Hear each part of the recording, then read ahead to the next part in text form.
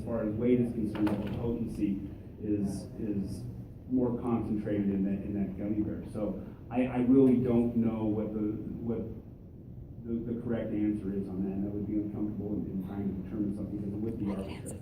And honestly, I don't like arbitrary. I don't like it when it comes to us and we have to enforce it, and I don't like spouting it here. And so, I wish I could give some guidance on that, but I don't have any. I can guide you. Champion, Senator Kinski.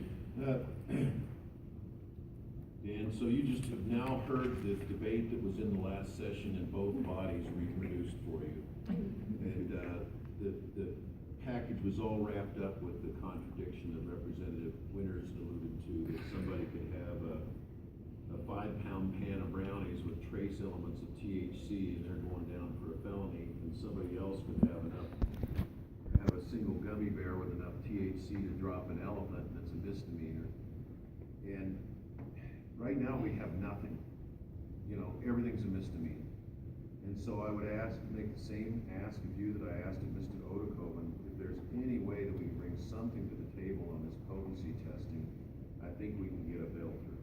But otherwise, I think we're just going to keep spinning around on the same debate over and over and over. Well, and I appreciate the situation that you're in this regard, because I don't believe it is necessarily too easy of an answer. I would just say that as far as the enforcement issue is concerned, there are some real problems with the THC aspect of it. There are some real problems with that. There may be a day when we have roadside kits that can measure the level of THC in something, but it's not today. And I would tell you that I will go back to the association and we'll continue to put our heads together and try to see what we can come up with to help the situation. Thank you. Mr. Odekoven, you want to lead us into something, or? Actually, Mr. Chairman, I think at this point, I would like to follow the doctor to discuss some of the edible specifics and then jump back to statutes when she finishes. Okay. Well, specific to the edibles, I just wanted to comment on the lab issues that we currently have. I'm not a lab expert, but in the medical world and talking to the toxicology colleagues, there's quite a few concerns about the testing process. So there's this thing called proficiency testing samples, and it means that the same analysis on the same sample, comparing results to ensure the samples are homogeneous and stable, and also that the set of samples analyzed are appropriate to test and display similarities and differences in results. So that is this proficiency testing of samples. Right now, it's impossible to do on the edibles. So some of the testing issues is that there is no standard, there's no process that has been established to accurately determine measures. The sampling is not evenly distributed as if you were to imagine a chocolate chip cookie, right? And the chocolate chips in different proportion to that cookie. Many products complicate testing. There's candies, so there's different media, baked goods, drinks, dabs, blends, tinctures, and oils. So many methods will have to be created, and most labs specialize only in one form of extraction with significant variation. So there is no accessible reference point. The percent of a product that covered is critical for accurate testing. And the use results from a lab, there has to be evidence confirming that the lab is precise and accurate on their detection. So for the consumer protection, consumer products, the products that we use today are tested by FDA to ensure safety.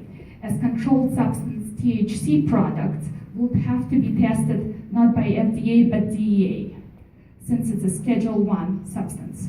So very few labs and growers are DEA approved. DEA is a closed system. It can only receive from and report to other registered and exempt agencies. It cannot get from out of state. It's illegal to mail, it's illegal to transport. So there is lack of available testing for products containing containing THC, that increases risk to consumers. You basically don't know what you're getting.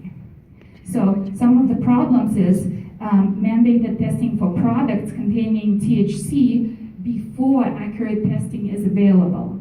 Inconsistencies in testing methods, source materials, results. We just have too many unknowns and too many limited resources.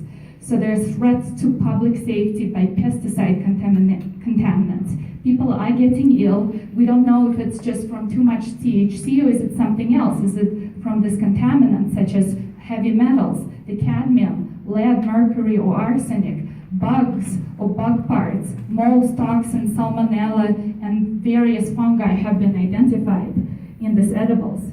And unlike alcohol, absorption of marijuana and its effects on the body is very variable, and it depends on other chemicals in the systems. We don't know how long it will impair functioning, and it varies significantly. So the long-term cannabinoid excretion makes interpretation of cannabinoid involvement in accidents or crimes very difficult. So you have to realize, even in Colorado right now, this is in discussions with toxicologists. They are mind-boggled. They don't quite know what to do about this problem because very few labs are DEA certified labs, maybe one or two at the most. Questions of the doctor, Mr. Odekoven? Any further questions from the spokesman at this point? Thank you very much. Appreciate it. Any other questions? I said thank you. And it is 11.